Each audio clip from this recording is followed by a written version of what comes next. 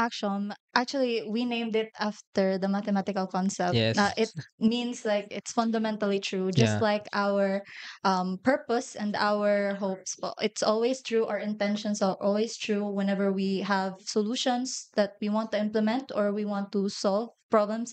It always roots to that fundamental truthness to our intentions. That's why Hmm. it's called action. Actually, hindi lang naman siya na because yun nga fundamental siya kaya action, but marami siyang meaning for us, especially yung focus namin sa startup namin is Agri-Ako, where parang pinapakita namin na marami na tayong naaabot.